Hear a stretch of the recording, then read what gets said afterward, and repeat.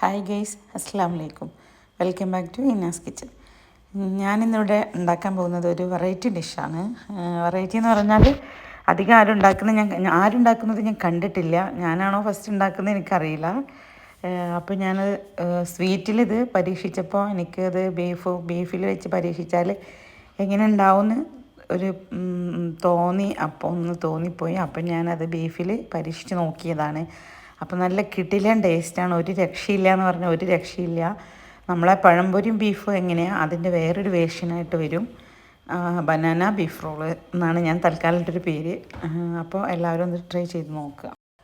അപ്പോൾ നമുക്കിതെങ്ങനെ ഉണ്ടാക്കാമെന്ന് നോക്കാം. അതിന് വേണ്ടി ഞാൻ നല്ല ഇളം പഴുപ്പായിട്ടുള്ള 4 പഴമാണ് എടുത്തിട്ടുള്ളത്. അത്യാവശ്യം നല്ല വണ്ണമുള്ള പഴമാണെങ്കിൽ അത്യാവശ്യം നല്ല വലുപ്പം തോന്നും. എനിക്ക് കിട്ടിയ പഴം കുറച്ച് ചെറുതാണ്.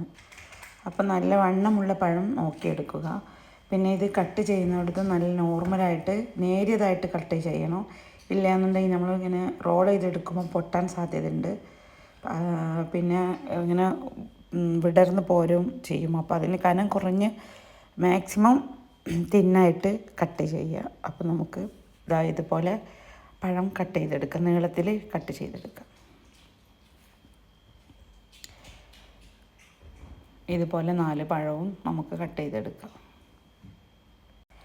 എല്ലാ പഴവും ഞാൻ കട്ട് ചെയ്തെടുത്തു. ഇനി അതിനുശേഷം ഒരു പാൻ നമുക്ക് സ്റ്റൗവിൽ വെച്ച് അതിൽ വെള്ളമൊക്കെ ഒന്ന് തുടച്ചെടുത്ത് 1 ടീസ്പൂൺ ബട്ടറോ നെയ്യോ വെളിച്ചെണ്ണ ഏതിലായാലും കുഴപ്പമില്ല. നമുക്കിത് വാട്ടിയെടുക്കാം. ഓരോന്നും ഇതുപോലെ നീളത്തിലിട്ടിട്ട് ജസ്റ്റ് ഒന്ന് വാട്ടി എടുക്കുക. ഇനി നമുക്കിതൊന്ന് തിരിച്ചിടാം. ഓവർ കുക്കാവേണ്ട, ജസ്റ്റ് ഒന്ന് വാടിയാൽ മാത്രം മതി. ഓവർ കുക്കായി പോയാൽ നമുക്കിത് കിട്ടില്ല.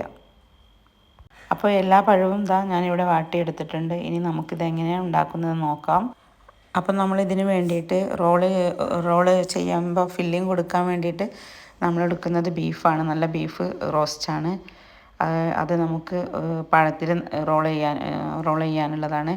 അപ്പോൾ ഒരു പഴം വാട്ടിയത് കയ്യിലെടുത്തിട്ട് ഇതുപോലെ റോൾ ചെയ്തിട്ട് നന്നായിട്ടൊന്ന് പ്രസ് ചെയ്ത് കൊടുക്കുക. 2 സൈഡും ഒട്ടിപ്പിടിക്കാൻ വേണ്ടിയിട്ടാണ്. ഇല്ലെങ്കിൽ അതങ്ങോട്ട് വിടർന്ന് പോരും. എന്നിട്ട് ഇതുപോലെ ഷേപ്പാക്കി എടുത്തതിന് ശേഷം നമുക്ക് അതിന് ഇതുപോലെ ഈ വീഡിയോയിൽ കാണുന്നത് പോലെ നിങ്ങൾ ചെയ്താൽ മതി. എന്നിട്ട് നല്ല ആ ബീഫ് റോസ്റ്റ് ഉണ്ടല്ലോ, അത് നമ്മുടെ സാധാ ബീഫ് വരട്ടിയതാണ്, അതിൽ വേറെ ഒന്നും ചേർത്തിട്ടില്ല. അപ്പോൾ ഇതുപോലെ റോൾ ചെയ്തിട്ട് എടുക്കുക. ഒരെണ്ണം കൂടി കാണിക്കുക. ഇതുപോലെ എടുത്തിട്ട് റോൾ ചെയ്യുക. അങ്ങനെ കയ്യിൽ പിടിച്ചിട്ട് ഇങ്ങനെ റോൾ ചെയ്തെടുക്കുക. എന്നിട്ട് 2 സൈഡും പ്രസ് ചെയ്തെടുക്കുക. അപ്പോൾ അതങ്ങനെ കിട്ടും ഷേപ്പ്. എന്നിട്ട് അതിൽ നമുക്ക് ബീഫ് ഇട്ട് കൊടുക്കുക. അപ്പോൾ നമ്മളിത് പഴംപൊരിയും ബീഫും കഴിക്കുന്നതിൻ്റെ പകരം ഇതുപോലെ ചെയ്താൽ നമുക്ക് ആ മൈദയും പിന്നെ വെളിച്ചെണ്ണയും ഒന്നും വയറ്റിൽ ചെല്ലാതെ നല്ല കുറച്ച് ഹെൽത്തി ആയിട്ട് നമുക്ക് കഴിക്കാം. അപ്പോൾ എല്ലാം ഞാനിതുപോലെ ഉണ്ടാക്കിയെടുക്കുകയാണ്.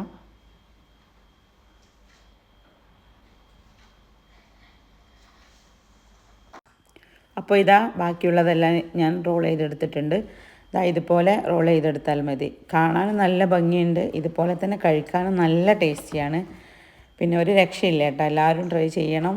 നല്ല കോമ്പിനേഷനാണ്. ബീഫും പഴംപൊരിയും പോലെ തന്നെ ബീഫും പഴം വാട്ടിയതും കൂടിയുള്ള നല്ലൊരു കോമ്പിനേഷനാണ്. അപ്പോൾ എല്ലാവരും ട്രൈ ചെയ്ത് നോക്കുക.